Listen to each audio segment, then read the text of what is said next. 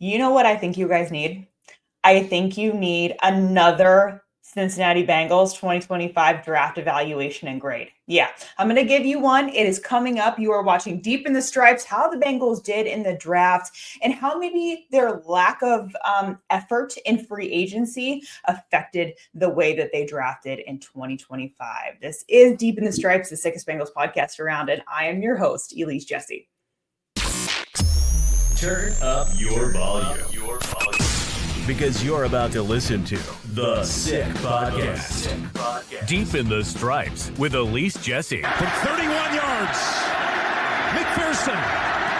And Cincinnati is heading to the Super Bowl. They did it. They beat Mahomes at home.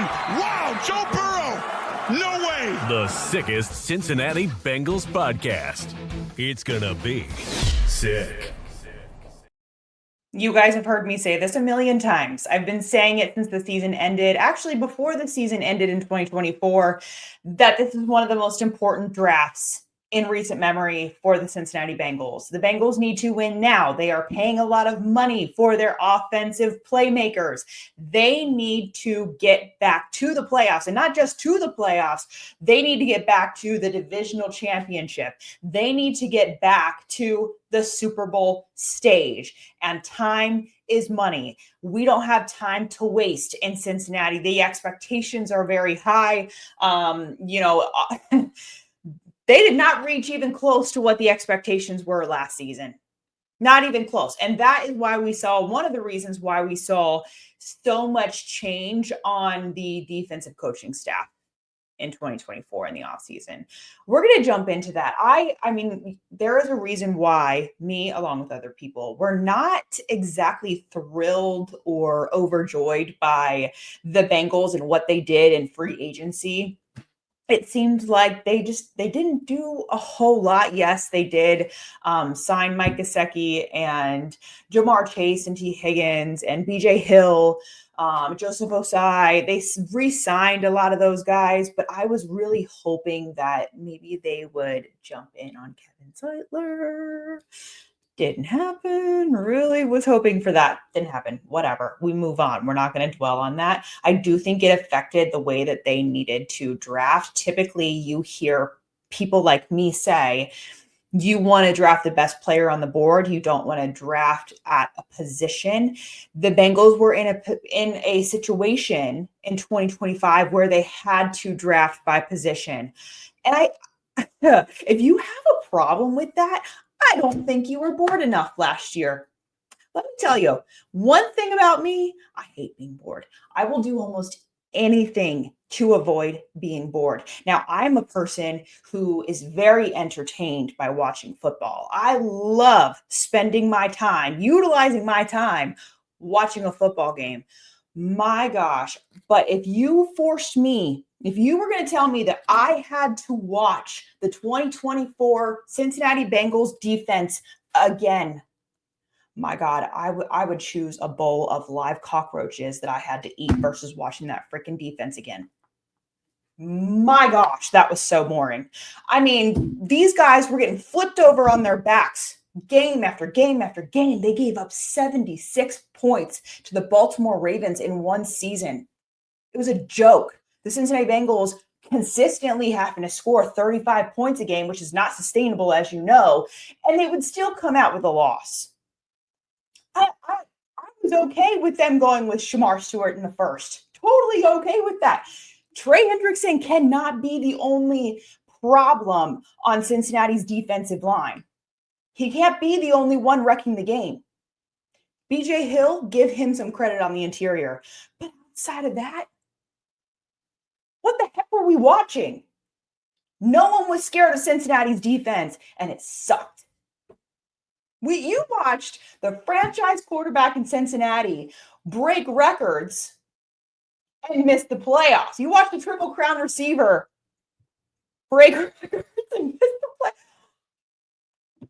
I don't want to see that crap ever again. I hope I never have to watch a Cincinnati Bengals season like I just watched in 2024. Nauseating. Not only boring, made me nauseous even watching it. Typically, I can very easily stay engaged during a football season I really don't get burnout from football. Last year, I was like, please, somebody go break a stick off a tree and stab me in the eyeball before I have to watch this team give up another 40 points.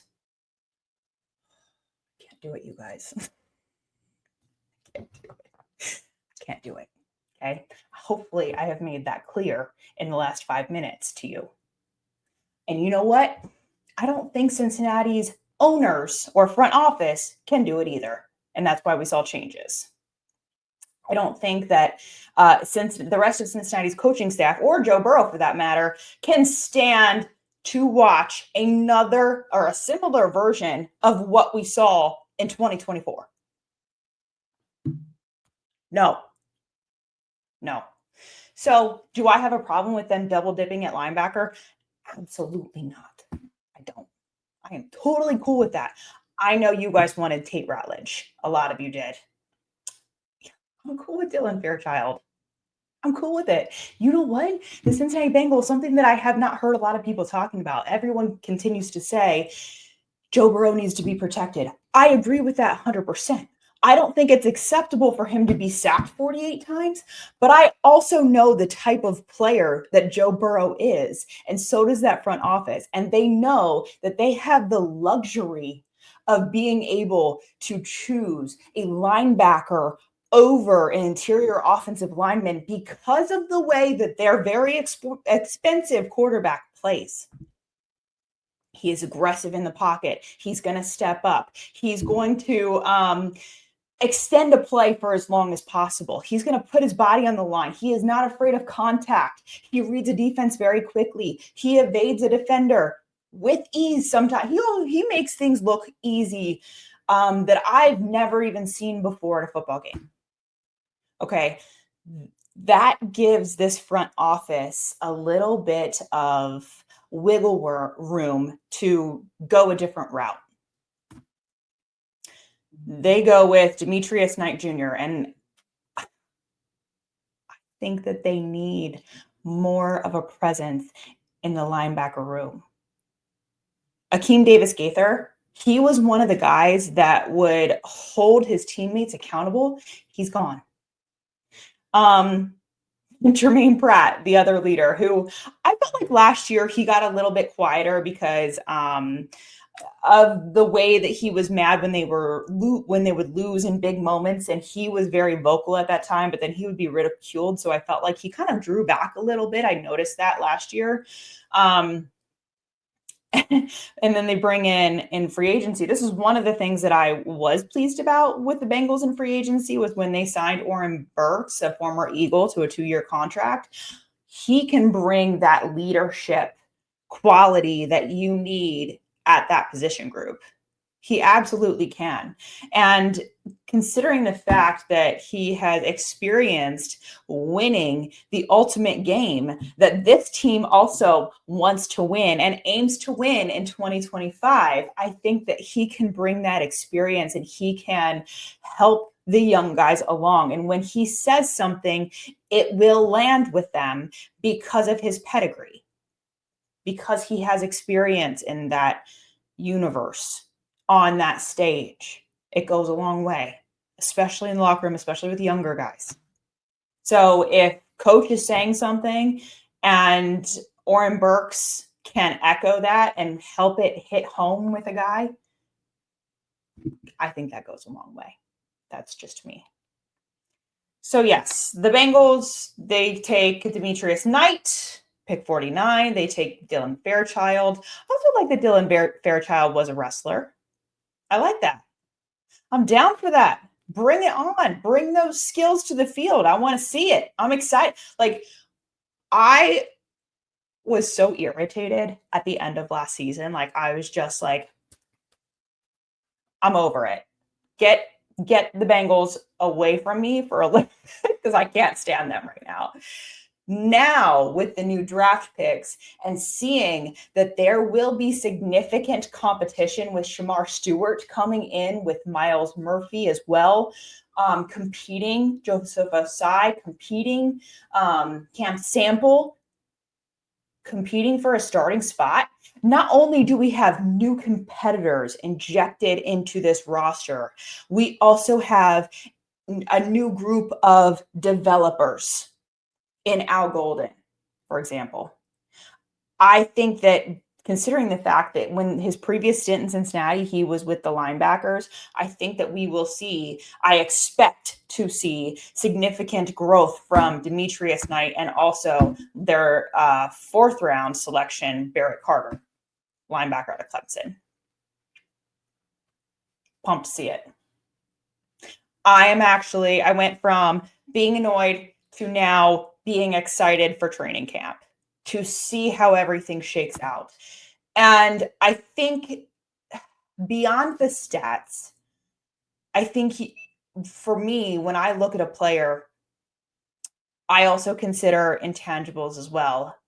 Like, I'm not just going to judge them because Mel Kyper said he sucks or Mel Kyper said he's good. I don't care what Mel Kyper says. I care about what I see with my own eyes and what my trusted sources tell me and what my interaction with the person is.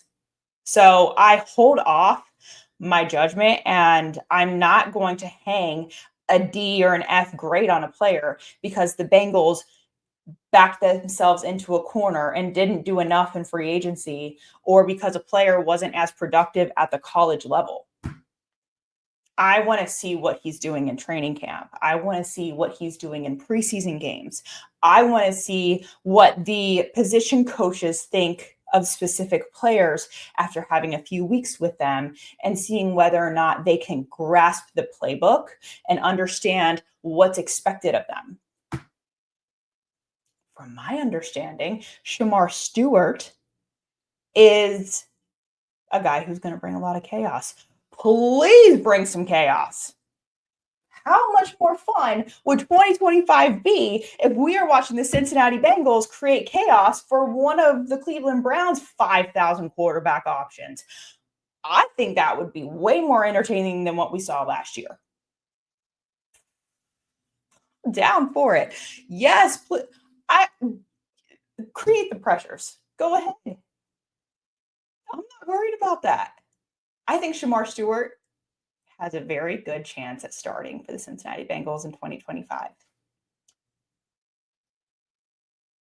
I'm excited for it. I'm excited to see. Now, pending health. Health is always that outside factor that I get a little bit worried about just because in the NFL, as you know, health is wealth. So pending health, if they all stay healthy, I would overall grade this draft as a B. Is it exactly taking the best player on the board? No, but the Bengals weren't in the position where they could just take the best player on the board. They had to draft for position because they were getting steamrolled defensively last year. They had to add players. They had to add depth. They had to add talent, and in a cheap manner, like the draft, because they are allocating so many resources to the offensive side of the ball. I'm cool with it. What I'm not cool with is watching the same crap that I watched in 2024. But this draft class does give me hope that they don't want to see that either, and that we might not have to watch that crap again.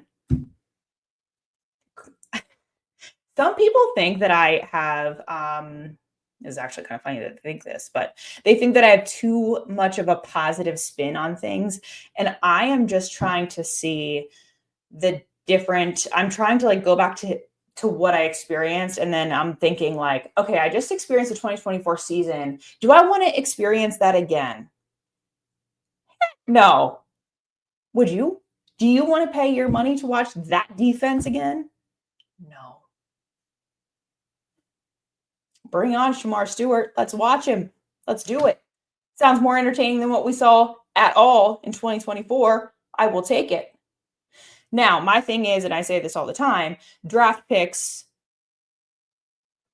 they're all risky. I do care what they did in college, but I care more about how much they develop in the NFL. in their first and second years, and how well they grasp the playbook and how well they are able to gel with their teammates and also understand their positioning on the field and what's expected of them and what their job, what their role is. I care way more about that. Jaylen Rivers, offensive tackle from Miami, took him in the 5th round. Excited to see how he pans out. Taj Brooks, adding another running back from Texas Tech. What does he play at? He plays at like 230 or something like that. That's kind of big for a running back, I think. That'll be interesting. His tape looks good. I'm game to see that. I'm game to see Taj Brooks and Chase Brown and maybe a little bit of Samaje Perine. I have a different kind of vibe going into 2025. I am looking forward to, and maybe that's just because I was raised in Cincinnati, and we know what people say about Cincinnati fans. Like, they say that Cincinnati fans are like overly optimistic about the next season, and maybe a little bit of that is playing into this take, but I'm excited to see how training camp plays out. It's a couple of months away. I'm interested to see, and I think part of the optimism has to do with some of the new members of the coaching staff. I personally very much like Marion Hobby. But I think part of the reason why he is no longer with Cincinnati and the Bengals is because of the fact that he could not get Myles Murphy to the next level. I want to see how Myles Murphy progresses as well. I don't think we should just write him off as a bust. I think that we should wait a couple of months, hold off the judgment just for a little bit, and then really hit it hard once we're seeing preseason games and once we see how these guys develop in training camp. Yes, there's risk. Yes, some guys like Shamar Stewart are being called a project. What if everyone's wrong? Let's just hold off a second, take a deep breath, let the players and the coaches go to work, and then we apply the judgment where it's necessary. That's where I'm at. I am much more interested in the 2025 season now than I was in February. So that's where I stand. Hopefully it made sense to you guys. And I will see you next week, because as of right now, I mean, a lot of the Bengals are back in the building. I know rookie minicamp is going to kick off soon. Like, OTAs are going to kick off in a few weeks. Like, it is getting started. 2025 is here, and there is a lot riding on this season because they need to go back to the playoffs now. I'll see you next week. And that's a wrap. Hope you don't miss us too much until next time. Follow the Sick Podcast Deep in the Stripes with Elise Jesse on YouTube, Instagram, Facebook, Google Play, and Apple Podcasts.